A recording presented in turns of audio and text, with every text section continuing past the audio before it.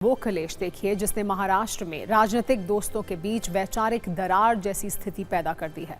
और इस कलेश की प्रायोजक हैं एनसीपी अजित पवार गुट की एक विधायक, नाम है सना मलिक।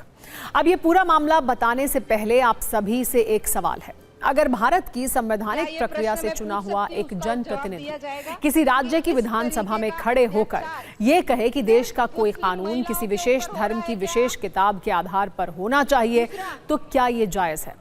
आरोप है कि कुछ ऐसा ही काम किया है महाराष्ट्र में अणुशक्ति नगर से अजित पवार की विधायक सना मलिक ने। ये सब कुछ उन्होंने तब कहा जब महाराष्ट्र में समान नागरिक संहिता यानी यूसीसी विधेयक पर चर्चा चल रही थी। इसी दौरान इस्लाम में बहुविवाह का जिक्र करते हुए सना मलिक ने दो चौंकाने वाली बातें कही, जिससे विधानसभा का पारा हाई हो गया। सना पर उनके विरोधियों का पहला आरोप यह है कि उन्होंने इस्लाम में बहुविवाह पर पाकिस्तान का उदाहरण देते हुए भारत में भी कुरान के आधार पर कानून लागू करने की मांग की। और दूसरा आरोप यह कि उसके अनुसार उन्होंने भारत सरकार के ट्रिपल तलाक बैन किए जाने के फैसले पर सवाल उठाए और कहा तुरंत ट्रिपल तलाक खत्म करने के लिए एक कानून बनाया गया, जबकि ऐसी चीज को खत्म किया गया जो इस्लाम में थी ही नहीं। इस बयान पर विवाद हो गया।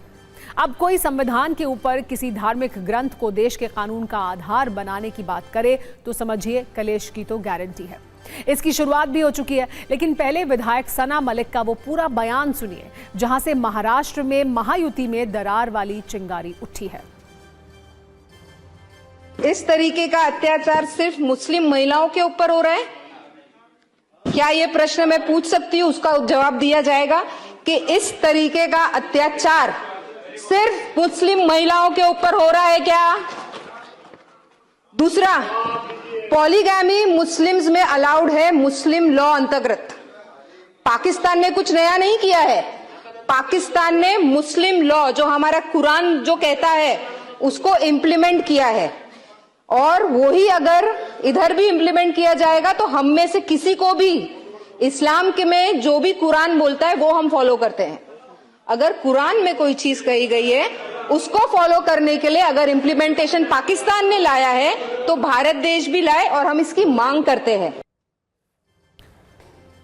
अब सना मलिक का ये बयान सोशल मीडिया पर भी ट्रेंड कर रहा है। लोग अपने अपने हिसाब से इसकी व्याख्या कर रहे हैं और सवाल भी उठा रहे हैं।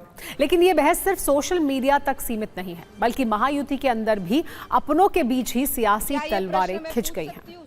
महायुति में एनसीपी अजित गुट की सहयोगी बीजेपी सना मलिक के इस बयान से भड़की हुई है। मंत्री नितेश राणे ने कहा कि सना मलिक भूल गई हैं कि वो भारत की विधायक है, पाकिस्तान की नहीं। इसके अलावा महायुति में एनसीपी अजित गुट की दूसरी सहयोगी शिवसेना शिंदे गुट के नेता भी उनकी आलोचना कर रहे हैं। गृह राज्य मंत्री योगेश कदम ने इस पर कहा है कि कोई भी कानून तैयार करते वक्त किसी धर्म ग्रंथ के आधार पर फैसला नहीं लिया जाता है। इन सब के बीच महायुति के विरोधियों को इस अंदरूनी मतभेद पर कमेंट करने का मौका मिल गया है।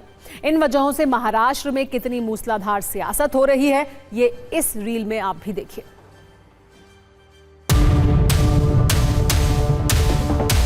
ये सारी बातें पहले सरकार में नहीं होती थी, किसी की हिम्मत नहीं होती थी। क्यों हो रही? क्योंकि भाजपा की सरकार हमारे सर पे बैठी है, यानी हिंदुओं को खतरे में लाने वाली ये भाजपा है। क्यों जाएंगे पाकिस्तान? मुसलमान यही रहेगा और जो भी धर्म के खिलाफ कोई चीज होगी उसके बारे में खुल के बात करेगा। जब भी कोई कायदा तैयार होता है तो इसी रीजन की वजह से तैयार होता है, ना कि किसी धर्म ग्रंथ को देख के तैयार होता है।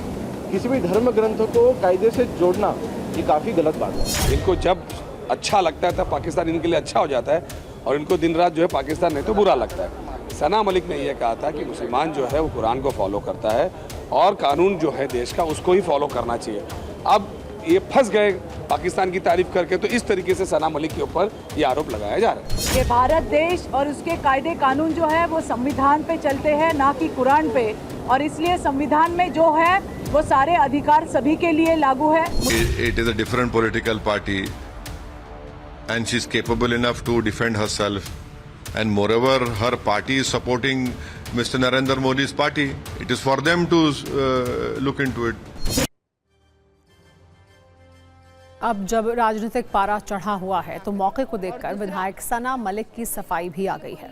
पहले तो उन्होंने राजनीति के सबसे लोकप्रिय मॉडल के तहत ये कहा कि उनके बयान का गलत मतलब निकाला गया और उसे तोड़ मरोड़ कर पेश किया गया। इसके बाद ये बताया कि उन्होंने विधानसभा में पाकिस्तान का नाम क्यों लिया और कुरान के हिसाब से कानून बनाने की बात क्यों कही। उनकी पूरी सफाई भी आइए सुनते हैं। तो जब आप महिलाओं के मुद्दे उठाते हो तो आप बिल्कुल भी उसमें कोई भी रिलीजन को इन्वॉल्व ना करें। और दूसरा, अगर आप मुस्लिम महिलाओं के लिए कोई लॉ बनाने की बात कर रहे हो तो आप कुरान की जो स्टडीज़ के हिसाब से पाकिस्तान ने लॉ बनाया है, पाकिस्तान को ना कोट करें, आप कुरान को कोट करें ना, तो वो हमें मानिए। हमें पाकिस्तान का reference, Pakistan as an example, Pakistan की आइडियोलॉजी बिल्कुल भी एक्सेप्टेबल नहीं है। हम भारत में रहते हैं, भारत के मुसलमान हैं, भारत बाय चॉइस है, भारत प्रिफर्ड है। और जिनको पाकिस्तान जाने भेजने की बात कर रहा है, वो मुझे लगता है जिन्होंने पाकिस्तान की वाहवाही की है सभागृह में, वो जाके पाकिस्तान में जाए, हम क्यों जाएं।